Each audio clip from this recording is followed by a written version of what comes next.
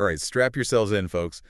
Welcome to the Big Bong Theory podcast, where we take you on those cosmic journeys into the weirdest corners of, well, reality, I guess. Reality and beyond, right. Exactly.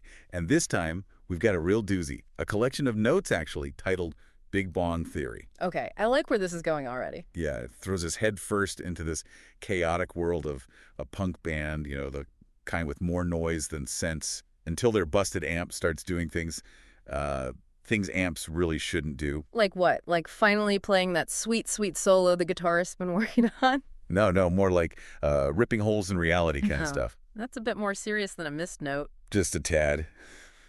So on this cosmic journey, we're diving into the experiences of this band, Static Scream. Yeah. They're in for a wild ride, and trust me, the bizarre consequences of their, let's call it, amplified music will leave you questioning a thing or two about the world around you. All right, I'm game. Lead the way. Let's kick things off at a dive bar called the Rat's Nest.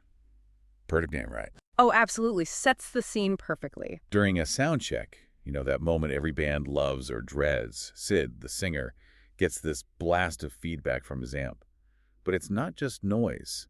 It triggers these visions, these terrifying visions of disaster. Okay, so we're talking full-on premonitions, not just like feedback-induced migraines. Oh, way more than a migraine. The first vision, it's pretty intense. He sees Roxy, the drummer, like engulfed in flames, and the peeling paint on the wall, it's like writhing, like it's alive. That's more than just a bad sound check. Yeah, and it's interesting, right? Because it's both personal with the bandmate and environmental with the paint. So it's like this distortion of reality itself, not just Sid's perception. It makes you wonder if the amp's messing with their heads or if it's a window to something else entirely. Exactly, and it gets even weirder. Another blast of that same feedback frequency, and Sid gets another vision, this time even more vivid. He sees a blue sedan, you know, just an ordinary car, hydroplaning. And then Mrs. Henderson, this old lady, steps off the curb right into the car's path. Oh, man, that's a horrible image. It's a full-on horrifying premonition, like a snapshot of the future, but with this chilling clarity. Yeah, and those details, the blue sedan, Mrs. Henderson, it's not just a feeling, it's like hyper-specific. Right. It's like seeing a news report before it happens. And here's the kicker, the part that really makes you go, whoa. Yeah. Sid doesn't just brush it off. He runs outside and, get this, he actually prevents the accident. Saves Mrs. Henderson's life. Wow, so it's not just seeing the future, it's like he can change it too. Yeah, talk about a reality check. Pun intended, of course.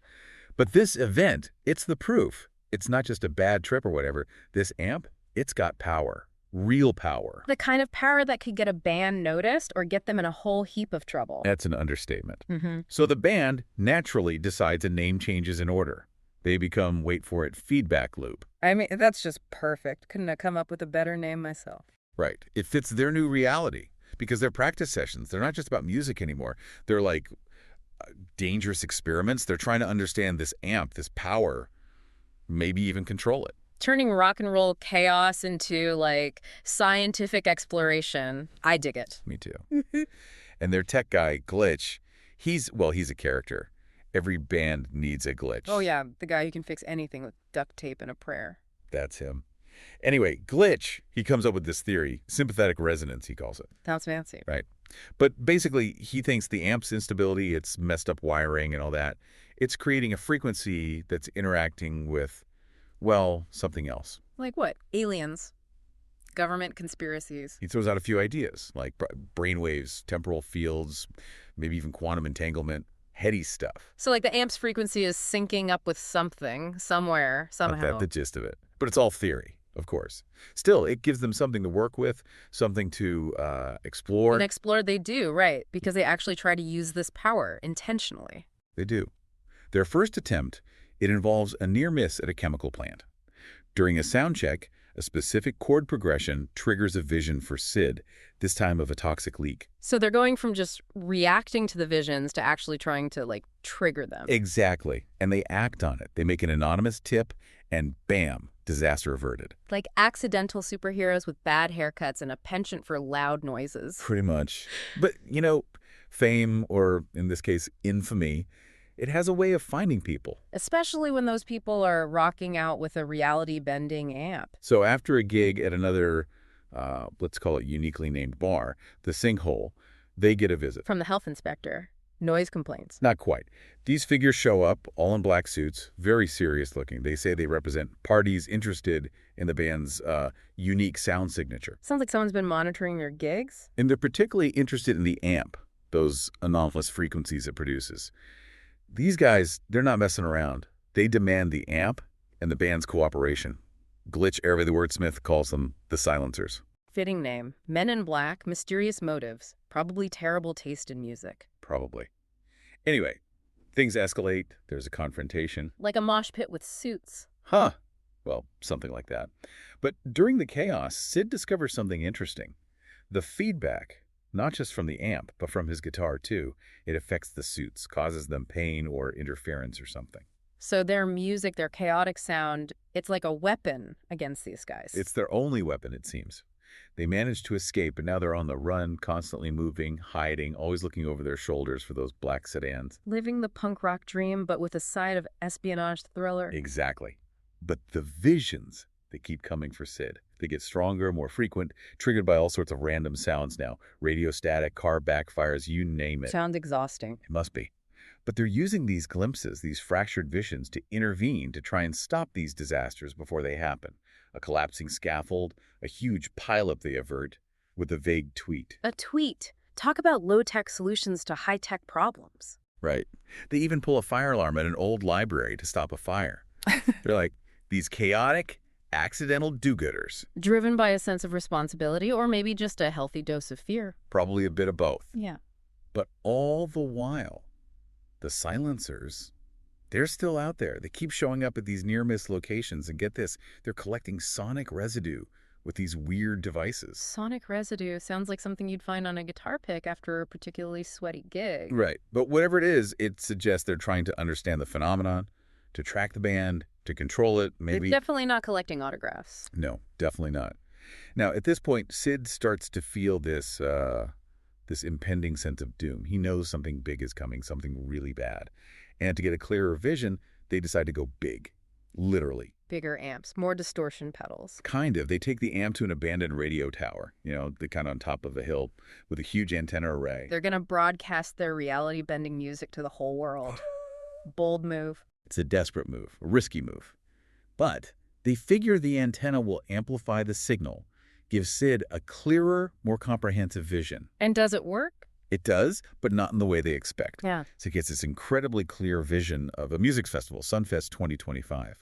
He sees a bomb being planted beneath the stage, connected to the pyrotechnics. Oh, man. Talk about going out with a bang. Yeah, it's chilling. And he sees the person planting it, a figure in a charcoal suit, just like the silencers. So it's not just a random act of terror, it's connected to those guys. It gets worse. Within this vision, Sid perceives this sub-frequency, and it leads him to a terrifying realization. The silencers, they're not just trying to prevent disasters. They're causing them. They're causing this one. They're behind the bomb at Sunfest.